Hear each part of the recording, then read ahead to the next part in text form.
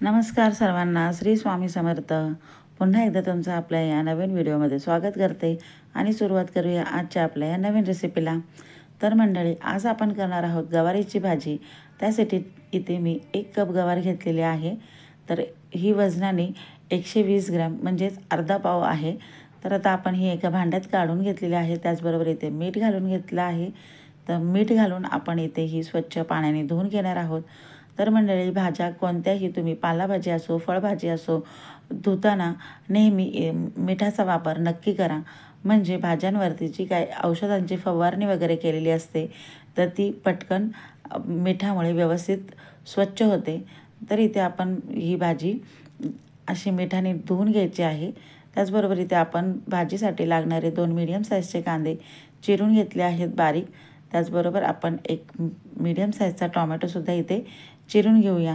तर मंडळी, तुम्ही अजूनही आपल्या चॅनलला सबस्क्राईब केलं नसेल तर प्लीज चॅनलला सबस्क्राईब करा, बेल आयकॉनला क्लिक करा, म्हणजे तुम्हाला आपल्या नवनवीन रेसिपीजच्या नोटिफिकेशन्स सर्वात अगोदर मिळतील आणि अशा साध्या आणि सोप्या रेसिपीज पाहायला मिळतील।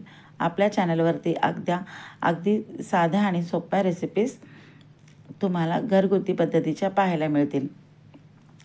तरी त्या आपण भाजीसाठी 13 ते 14 लसूणच्या पाकळ्या घेतलेल्या आहेत। त्याचबरोबर इथे 7 हिरव्या मिरच्या घेतल्या आहेत। ही मिरची तिखट आहे आणि साईजनी छोटी आहे म्हणून मी 7 मिरच्या घेतलेल्या आहेत। तर तुम्हाला ज्याप्रमाणे तिखट आवडतं त्याप्रमाणे इथे तुम्ही मिरचीचा वापर करू शकता। तर लसूण, मिरची आणि जिरं आता आपण हे वाटून घेणार आहोत। पण त्याआधी इथे आपण कढई गरम करायला ठेवली आहे गॅसवरती। तेल गरम करून घेऊया। तेल जोपर्यंत आपलं गरम होते तोपर्यंत एकीकडे आपण मिरची आणि लसूण वाटून घेणार आहोत। ते इथे आपलं तेल गरम होतं आणि इकडे आपण हे मिरचीचा ठेचा मस्त वाटून घेतला आहे। आपण पाण्याचा वापर न करताच हे लसूण, मिरची आणि जिरं वाटून घेतलं आहे। तर आपलं तेल छान गरम झालं आहे। त्यामध्ये आपण मोहरी, जिरं आणि कढीपत्त्याची फोडणी घालणार आहोत। तर तुम्हाला जर इथे हिंगाचा वापर करायचा असेल तर तुम्ही हिंगाचा वापर करू शकता। त्यानंतर आपण इथे घालून घेणार आहोत बारीक चॉप करून घेतलेला कांदा। तर कांदा आपण छान मस्त गोल्डन ब्राऊन भाजून घ्यायचा आहे। तर आज आपण ही गवारीची भाजी अगदी साध्या पद्धतीनेच करत आहोत आणि रस्सा भाजी आहे, कारण आपण भाकरीबरोबर आज ही भाजी खाणार आहोत। तर कांदा आपला असा थोडासा लालसर भाजला की मग आपण यामध्ये हिरवी मिरचीचा ठेचा जो आपण वाटून घेतला होता तो घालून घेतलेला आहे। जर तुम्हाला ही भाजी पातळ करायची नसेल तर तुम्ही अशा पद्धतीने सुक्कीसुद्धा भाजी करू शकता। पण जेव्हा मला घरामध्ये भाकरीबरोबर ही भाजी खायची असते त्यावेळेस मी ही अशी भाजी रस्सा भाजी करते।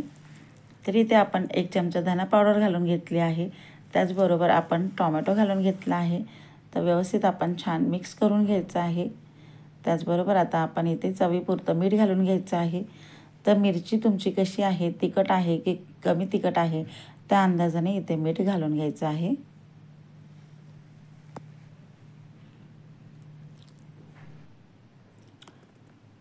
तर असं व्यवस्थित मीठ घालून घ्यायचं आहे। त्यानंतर आपण हे छान मिक्स करून घेऊया, म्हणजे जो आपला टोमॅटो आहे तो लगेचच मस्त असा बारीक होईल।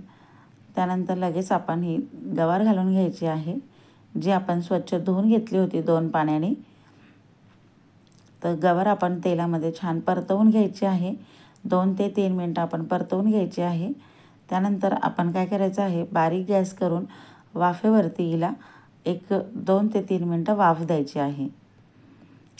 तर 2 ते 3 मिनिटं वाफ देऊन झाली की मग आपण झाकण उघडून पुन्हा एकदा मिक्स करायचं आहे।